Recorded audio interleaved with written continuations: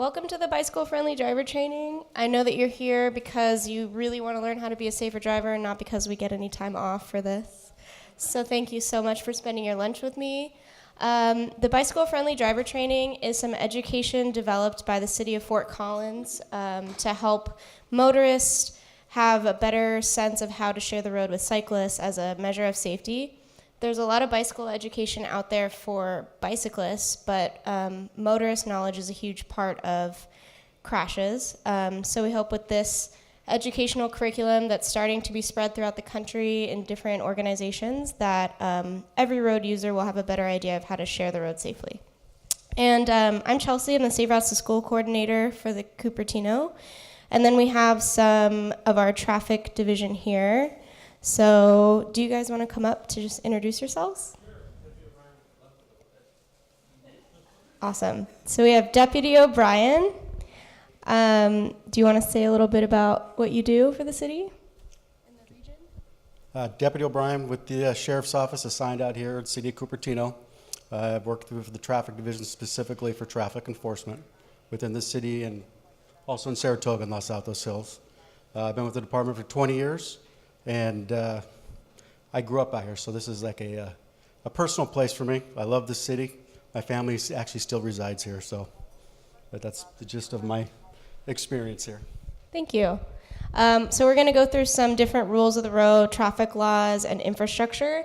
So there will probably be some questions that come up about how to navigate certain situations, and that's when we'll call on the deputies for their expertise.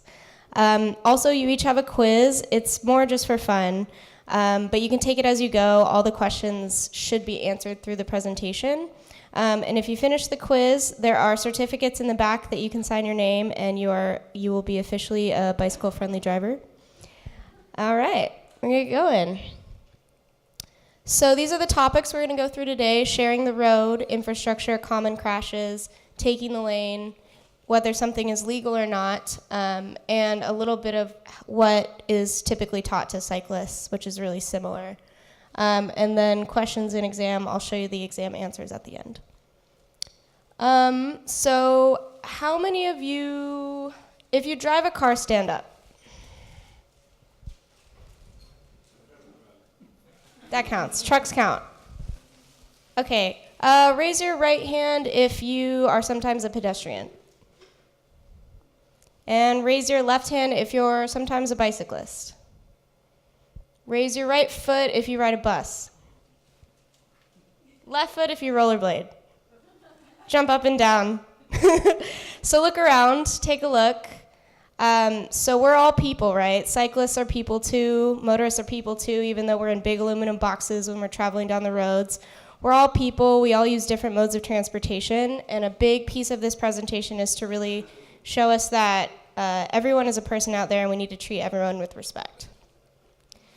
So these are some examples of bike riders. These are some local examples. I think you might recognize some of these upstanding citizens as some of our local cyclists here. And then there's some pictures of kids in the city too. These are from Bike to Work Day and different bike events. So there are all types of cyclists out there with all types of abilities and skill levels. And they're all people. So we're going to talk about sharing the road first. So a bicycle is a vehicle and is required by law to follow all the rules of the road. And the cyclists also fare best when they act and are treated as drivers of vehicles. And we'll kind of get into what that means. So we'll go through some different infrastructure examples. So infrastructure is innovative approaches to communicate something. And this is some different bike infrastructure. Some of which, I think all of which we have in Cupertino. So on the left side, on the bottom left, if you're a cyclist, how would you approach this infrastructure? Anyone know? Where would you place yourself in this diagram if you're before an intersection? In the green. Which part of the green? So, on the right, so the part of the green is in the right, and then you approach yeah, exactly. So this is a bike box. That left side, there is a little tiny picture of a bike, is the box part. When you're a cyclist coming up to this, you want to park yourself in the box section in front of all the motor vehicles, which will be behind the white line. So the motor vehicles are supposed to line up behind that white line, behind the green. That's how a bike box works. A green bike lane is essentially a bike lane with green paint. So it's meant to increase visibility and awareness of the fact that cyclists will be using this road. And a sharrow, does anyone know what a sharrow means or what it indicates? Exactly. So sharrow means to share the road with cyclists. It's kind of extra guidance that there could be more cyclists on this street than other streets. You're always supposed to share the road, but this just gives drivers and cyclists a little more indication that this is a place where a cyclist can take the lane fully and act as a car for safety. And then, does anyone know what a bike signal is or what it does? Julia looks like she knows.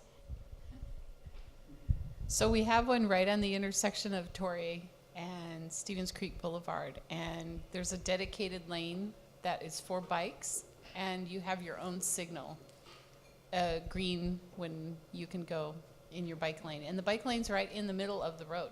It's not on the side like most of the ones you see. Perfect. So it's a signal just for bikes, and we have a few of them around the city. Good question? Yeah, thank you, Chelsea. I have a question about the bike box. Is that because there's a bike detector loop over there, and the bike needs to be in the bike box to be detected by the loop, or is it to facilitate a left turning movement at that intersection? Just curious. It's actually just to give the cyclists more safety and visibility in this intersection. So this person could be going straight, and they could be going left, I believe. But it's really to allow them a space to go in front of motorists to queue up so that they're seen. Does that make sense? Awesome. These are some more infrastructure for bikes. So directional paint in the top left. The green paint indicates where bikes can follow those directions. We have separated bike lanes up on the top right. So this is when a physical barrier is in between the bike lane and the cars. It gives some extra comfort and safety to cyclists. And then bottom left, we have a buffered bike lane, which is very similar to a separated bike lane, but there is no physical barrier. This picture actually has two buffers. On the right-hand side is a buffer for what's called the door zone, which is a 3-foot section next to the parked cars. So the cyclists can avoid that as well because that's a dangerous area to ride their bikes. And then in the bottom right, we have a roundabout. And in a roundabout, there's a few different ways that a cyclist could navigate. A cyclist could take full control of the roundabout lane and ride and drive as a car through the roundabout. A cyclist might also get off their bike and act as a pedestrian to cross the roundabout. A cyclist could also take the ramps that you see to avoid being in the lane. So essentially this is to show you that there's a lot of ways that a cyclist could navigate certain intersections and to be aware as a motorist that there are different ways that bikes might approach this for whatever they feel most comfortable with.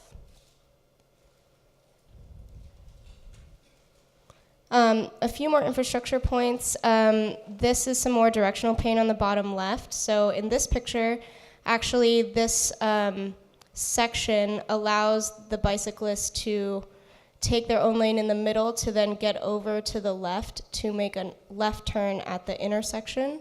The shared use pathways indicate a pathway there where there's going to be multiple modes of transportation, walking and biking. And then there's contraflow lanes, and we actually do have one in Cupertino, a really small one. But this is a time when it's actually okay for a cyclist to ride against the flow of traffic. It's really well indicated, so whenever that is okay, it's going to be really well marked. Otherwise, a cyclist should always ride the same way as traffic. And these two contraflow lanes allow the cyclist to navigate the certain intersection they're going through to get to a safer point of crossing. So we have some local crash data for our area that has to do with bicyclists and motorists. So 5% of all traffic crashes involve a bicyclist and a motorist. 43% of serious crashes are bicyclists and motorists, of which we have one documented fatality in the last, from 2014 to 2017. 37% happen at intersections or driveways, so over a third of bicycle motorist crashes are happening at intersections. What does that tell us if a third of all crashes are happening at intersections? As a motorist, what does that tell you that you need to do? What should you do?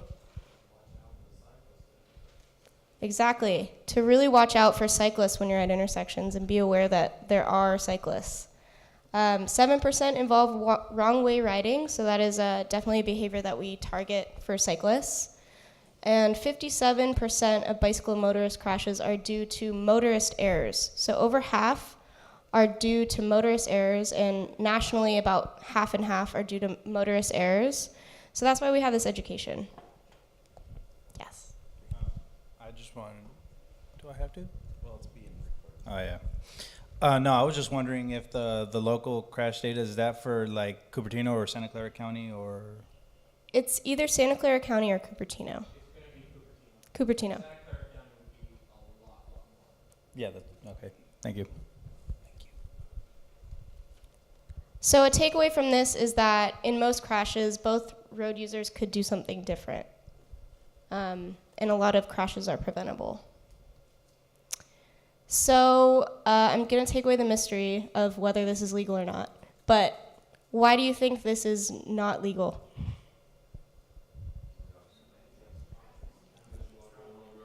Exactly. This person is going the opposite way of traffic. And as we'll see with some diagrams coming up, this behavior can lead to a lot of accidents.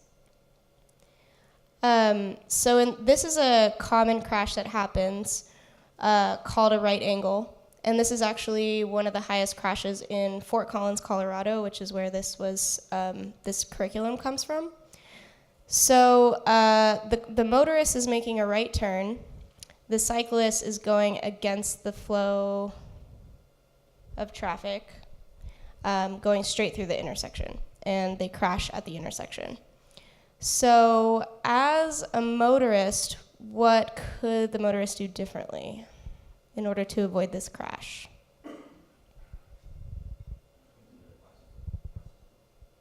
Yeah, wait till the bicycle passes. So how might the motorist even know the bicycle is coming? Yeah, look to the right. We advise people to look right, left, right, and actually also behind to your right to look for your blind spot of a cyclist coming up on your right side. This also is a cyclist error as well. The cyclist in this crash could have run a signal, or maybe there was a visibility issue and he was in the shadow.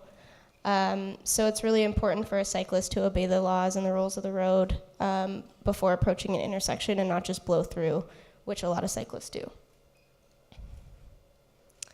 This is another crash that happened in Fort Collins, Colorado. So the bicyclist is traveling eastbound in the westbound traffic lane, and the motor vehicle is making a right turn from a southbound lane into a westbound lane. The bicyclist, in this case, was ejected and slammed into the windshield of a motor vehicle, shattering the windshield.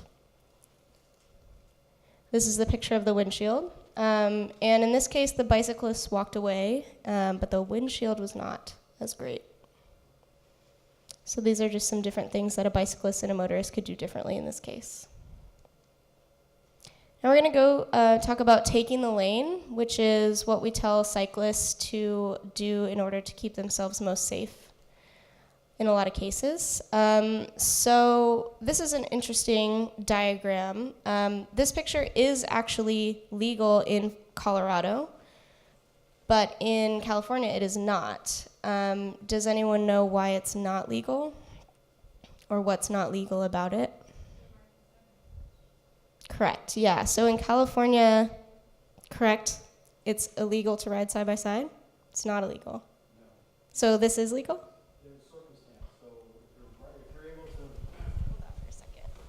As a cyclist, if you're able to follow the flow of traffic at the speed of the flow of traffic, then you can maintain the position in the lane. There's no laws about two vehicles occupying the same lanes. So in this case, if they're going 25 and that's a 25-mile-an-hour zone, they would be lawfully maintaining their position. If they cannot maintain that flow of traffic, then they must yield to the right. There are circumstances that would change that to where if they had to yield to the right because of the speed, then if there was something wrong with the roadway ahead of them or they'd have to go around and come into the main part of the roadway, that would be an exception. Also an exception would be to pass other bicyclists. But yeah, if they can maintain the flow of traffic, they're fine. Can you speak to what you would advise in the situation of a cyclist approaching a roundabout? Would you advise them to ride farther to the right if they're not maintaining the speed, or would you advise them to take the lane for comfort and safety? I would always say stay to the safest part, which would be to the right. And if you've got those, the way the curb goes up, I would utilize that as best I could, only because any part of you in the lane of traffic is always going to be dangerous because cars may not see you. Thank you. So this is some points of why bicyclists take the lane, like in the case of a Shero or on a very narrow street where there really isn't room for a car and a bike to be side by side. It's often the safest place to be in the middle. It makes you a lot more visible to the car and predictable, as opposed to weaving in and out to avoid being in the center of the lane. It helps with prevent being buzzed or sideswiped by a car if they're trying to pass you. It helps with triggering signals. And if you need to prepare for a left-hand turn. So if you're riding on roads, say you're on De Anza going north and you need to make a left onto Stevens Creek. As a cyclist, you kind of have two safe options. You can either, from the bike lane going straight, you can either wait till it's clear, signal, and move over to the left-hand turn lane to make the left turn just as a car would. Or if you don't feel comfortable crossing that many lanes of traffic or you don't find a safe gap, you can dismount at an intersection and cross as a pedestrian, which is called a box turn, to get yourself back into the bike lane traveling Stevens Creek westbound. Yes. So my question would be that I notice that most of the bike lanes that we do have are on the side of the road, and I understand that we do have some that in the middle of the road. What the data that you put up there earlier with 50% of accidents being during the intersections, what is the benefit of having a bike lane in the intersection when the safe way seems to be on the side of the lane, if you would, for the simple fact that how many people riding a bike can actually pedal to the speed of traffic? I'm just curious about that. That's a good question. It really does take an experienced cyclist to cross a lot of lanes of traffic at the speed of traffic. So bike lanes are there to give those cyclists an option, I think. But really it's always up to the cyclists and their own judgment of whether they can do that safely. And I would suggest if you can't or if you're unsure to really try and use crosswalks to avoid having to cross so many lanes from the bike lane. So this is legal. Does anyone want to give a guess of why this behavior is legal?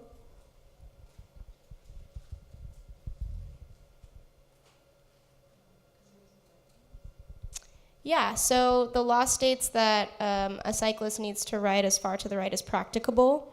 In this case, there's a lot of debris on the shoulder, so the cyclists are riding as far to the right as practicable without going into that debris and putting themselves in an unsafe situation. They also appear to be staggered in this photo, which is safer and more legal for riding on this highway. So cyclists might take the lane if there's debris, if the lane is too narrow to share, to be more visible, to avoid the door zone, what I spoke about earlier.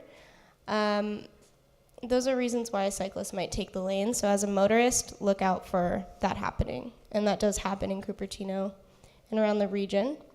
This is another scenario from Colorado. So this bicyclist was traveling westbound in the westbound traffic lane, going with the flow of traffic on the right side. A motor vehicle was traveling westbound as well behind the cyclist. The motor vehicle decided that instead of waiting for the cyclist, he wanted to pass them. And this intersection is actually on a hill, so both of these users are going uphill, so there's a lack of visibility as to traffic coming from the other direction. The motorist pulled over to cross lanes of traffic to pass the bicyclist, and there was another car coming their way. The motorist had two options. The motorist could hit the car or hit the bicycle. And what do you think the motorist did? Yeah, so the car pulled over, hit the bike, and unfortunately the cyclist was killed.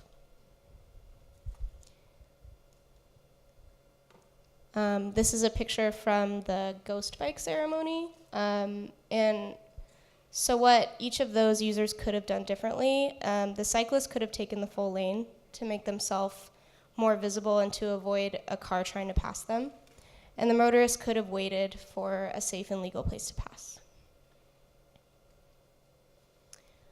This is the concept of door zones. So it is a zone of about 3 feet, the width of a door when the left side of a parked car, the amount of space it takes to open that car door. This is a pretty common accident. Sometimes cyclists have a lot of speed and they're pretty close to the door. Someone might be sitting in their car waiting. They open the door and hit the cyclist. I've heard people that I work with, this has happened to them. And it can cause a lot of injury, especially if you're going really fast. This is another incident from Colorado. So you can see the parked cars on the top of the diagram. There was a cyclist traveling alongside the parked cars with a lot of speed. A woman was in her car, she opened the door, she hit the cyclist, and the cyclist was actually thrown out into the lane and then run over. And the person died. So door zones are a real thing, and there's a few things that we can do to avoid this happening. So as a motorist, can everyone pretend that they're sitting in their car, and then raise your right hand, and then reach over as if you were to open the door across your body with your right hand. What happens to your body? Yep, you're rotating, you're forced to look behind you to make sure there's nothing coming. This is something that we advise people to do in order to make sure that they're not going to hit a cyclist. And as a cyclist, you can avoid the door zone by riding and taking the lane when safe. This is another type of common crash. So this car is traveling, making a left turn in the intersection. This bicyclist is going straight, and they collide. How do you think this might have happened, or why? Yeah, it could have been the cyclist not stopping at the signal. Any other reasons?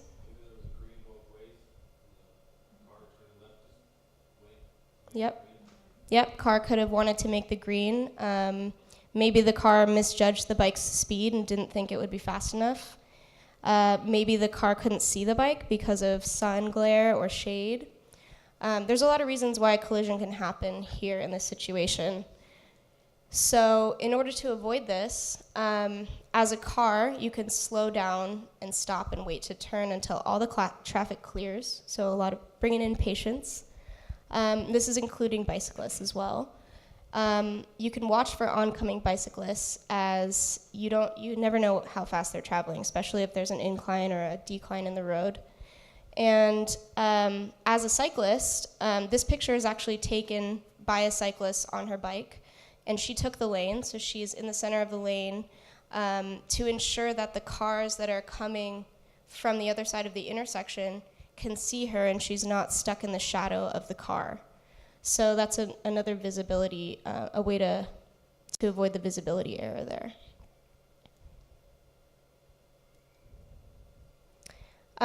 So this is an interesting question that we have for the sergeants. So in Fort Collins, it is actually legal for this car to cross a double yellow in order to give the bicyclists at least 3 feet of passing space.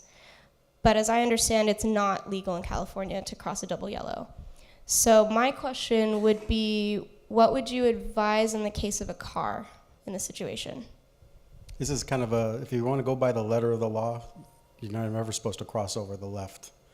But there's circumstances, I don't know how often anybody drives out in the roadways that it's just 2 lanes and it goes on for miles and miles of double yellow, and then you get a bicyclist right out in the middle, and it's not very wide.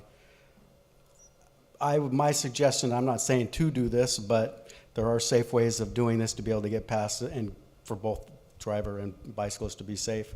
If you've got a long stretch of clear open roadway ahead of you, you can see, then slowly cross and pass and then get back into your lane. But technically it's not legal. It shouldn't be done. Pretty much. If you don't want to, there might be somebody like me out there. I wouldn't pull anybody over for that as long as it was done safely. But that's just me. I can't say how any other officer would handle that circumstance. So are the bicyclists required to move over? As far as they can. Now, I'd have to look into it a little bit more. I'm not sure if there's something where it shows that they must yield, pull off so they can get out of the way so cars can. Sometimes it's just not practical either way, but. Yeah, it's real life, right? Mm-hmm. A lot of questions come up.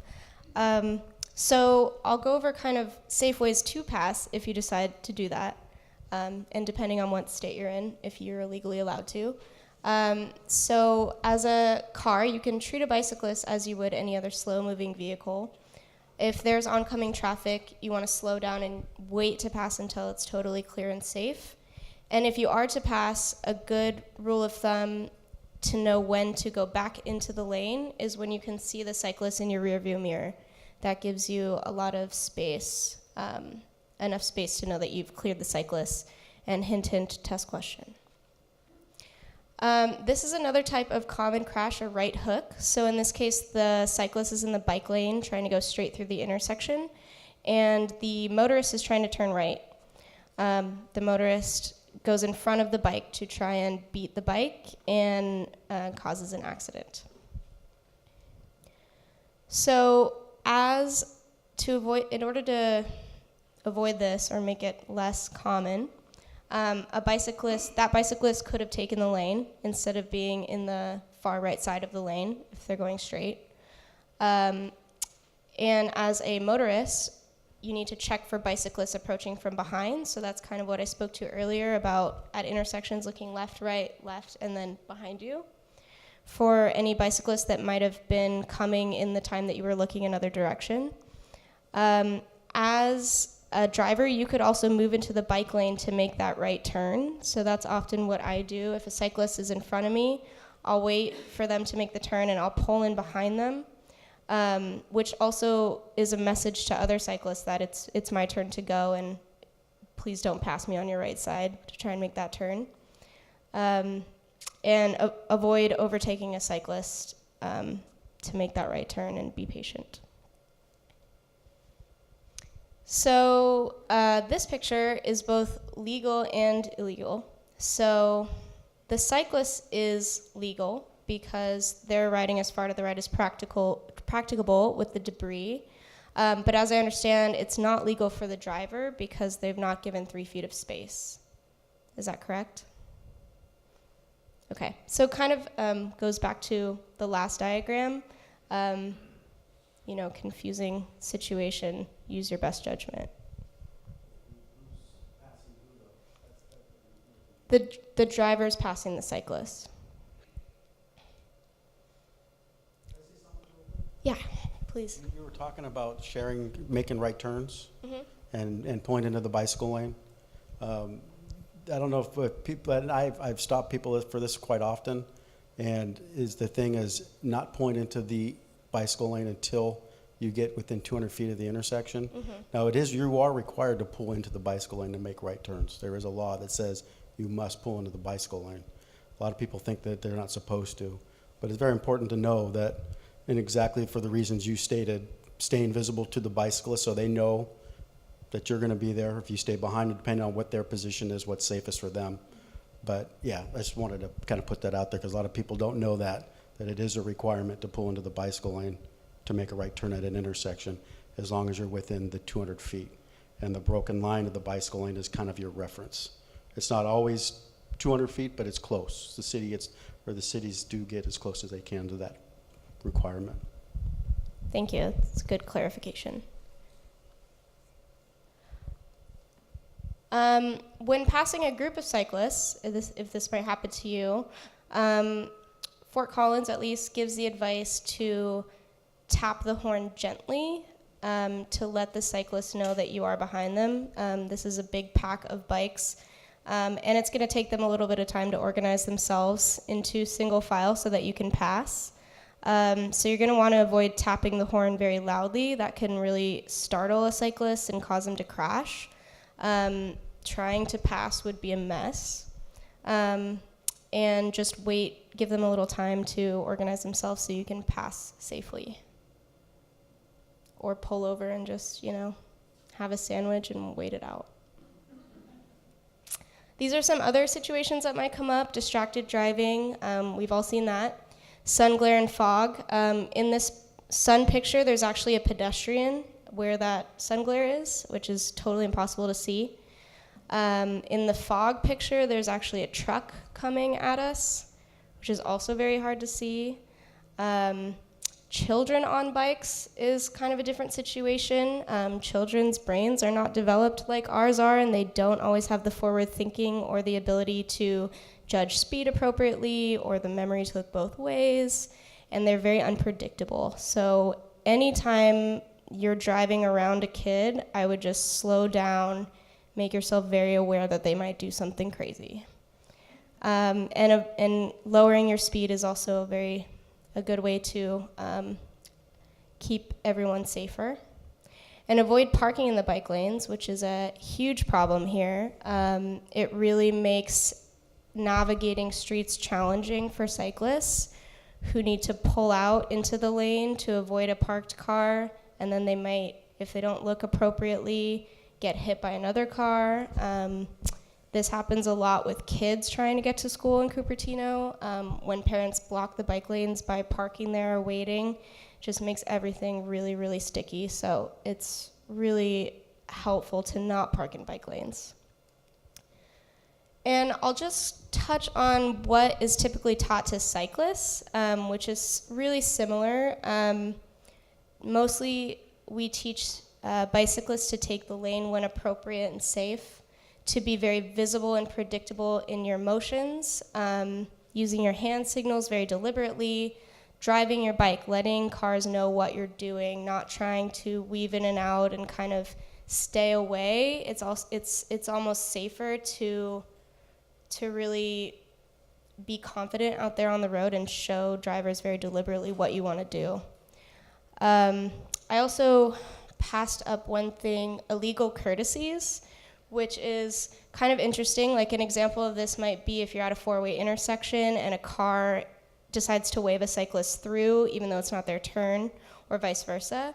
This actually can make the situation a lot less predictable and more unsafe. So when you can, avoid illegal courtesies, giving and receiving them. Ride on the right side of the road is what we teach cyclists. Ride with the flow of traffic. Stop at all stop signs and lights. Obey the first come, first served rule at intersections. Yield when changing lanes, and to choose the correct intersection positioning, which for cyclists is always the rightmost lane of the direction you're traveling. These are the hand signals for cyclists. So left turn, this is a right turn, stopping or slowing, this is also a right turn. Kind of a rule of thumb is to just point the direction you're going.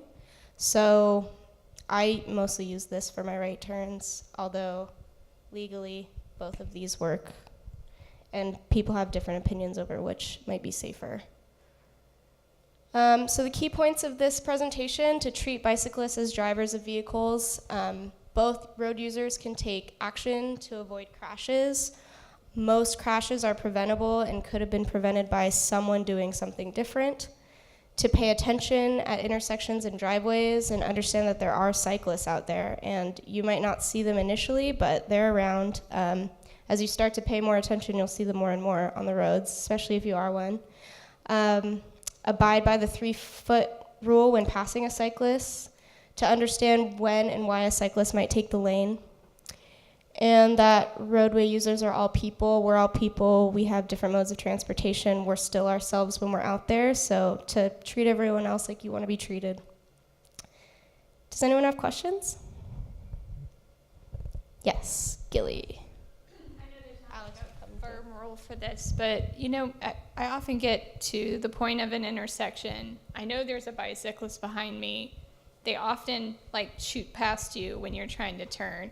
So sometimes I'm unsure of whether I see them behind me, but they're not there yet, to get into the, at what point do I get into the other lane, or just let them go? Because they can be unpredictable at the intersections.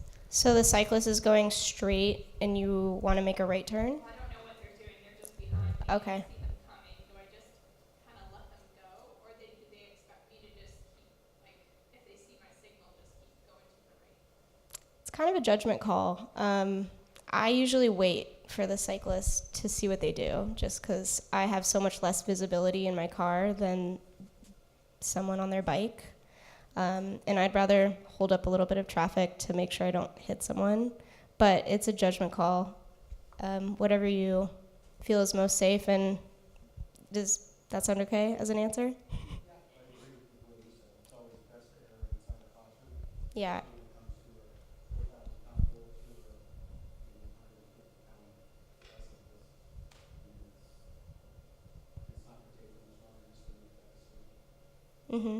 Yeah, cyclists are so much more vulnerable.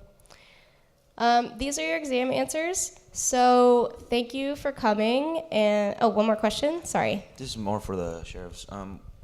What is it you guys are doing to make sure that the bicyclists, they're doing their part in following the law? Since I'm on a motorcycle, I can pull up that. I talk to them quite often. And I cycle as well, off duty. So, I get both sides of everything. And unfortunately, we don't have a real good relationship, vehicles and bicyclists. And it's not something like in Europe. They meld very well out there. They have it all down. Here, for some reason, we can't seem to get on the same page, and people get upset. And that's where you get your road rage incidents with bicyclists and cars. So I try to talk to them, and I explain to them, what they're doing wrong. The biggest thing I see are widened right through stop signs.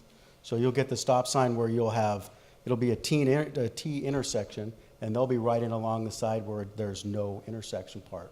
And they think that they can just ride right through. So I stop and I talk to them quite often. That's something that I try to educate. I've been doing this for a long time, and sometimes talking to people and just giving them information is probably the best way to go. So I've kind of started doing that. Does anyone else have any other questions?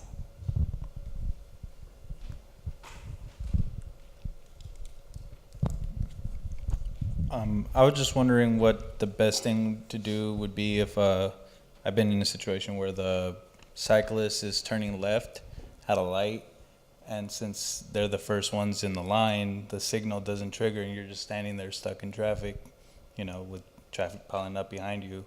And obviously you don't want to escalate the situation by yelling at them or honking on them, so. I know how you feel, because being on a motorcycle, sometimes I don't cycle the signals. But I know what you're saying. But I know Cupertino, and specifically, everything is set good for bicycles. They actually calibrate those for bicycle tires, wheels. So they should cycle, so you wouldn't be stuck in there waiting for the light to turn green.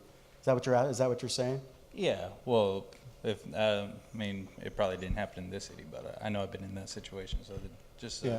In other cities, it happens all the time. Where I live, it drives me nuts. I can't get through intersections on my motorcycle. Yeah, I just want, what would be the best way to get through that situation, probably? One of the big things is, and what I try to do, because people don't want to get close to me, and I understand, so when I come to an intersection and I know I'm not going to cycle, but there's somebody behind me, I'll pull a little bit forward, kind of take up a little bit more room in the crosswalk, only because that way I can get people to pull farther forward to cycle and hit the, what do you call it, the sensors, Yeah. so we can cycle that light. It's just however you feel comfortable doing it. A lot of times a bicycle's just going to go through eventually and just go. Unfortunately for you, I mean, if you feel comfortable enough to say, hey, I need to move forward, say something, but it's up to you. What you know, how you take it. You want to turn it into a road rage incident. That's the thing.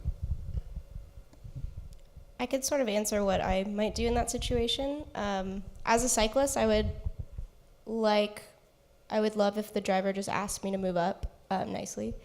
And as a cyclist, I try to, if I'm not triggering the light, I try to move up into the crosswalk even to allow the car to pull up behind me. Did you want to say something, Julia? Sometimes I'm by myself. There is no car behind me to trip the light. And I had heard in the vehicle code, if you are by yourself, there's no other car behind you. If you go through one cycle and still don't trip it the second time, you can actually turn left on a red. Is that correct? I'm not sure the amount of cycles it needs to go through in order for that to be true. I do know for vehicles, if you're stuck at a light and it's not cycling, there's a problem mechanically with the signals, that as long as you're doing it where there's nobody else approaching, you do it safely, yeah, there is something along that line. Now, as far as a bicyclist, I mean, you have other options. You could always just walk your bike to the next corner and then hit the button and go across and then just go that way. I mean, you have other options. You could do what you're saying, go through, as long as it's done safely and it's not because the signals aren't cycling for you. I don't think anybody would pull you over for that. At least I wouldn't. But I wouldn't know how long you were actually sitting there either. So you got to take everything kind of for what it is. Thank you. Anyone else have any last questions? Well, thank you for coming. Thanks everyone for taking the quiz. There are certificates on the back table, so if you'd like to take one and sign your name, you are officially a bicycle-friendly driver. This is the first bicycle-friendly driver training in Cupertino, so thanks for being the beta test, and have a wonderful day. And thank you to Deputy O'Brien and Sergeant Gonzalez for coming by.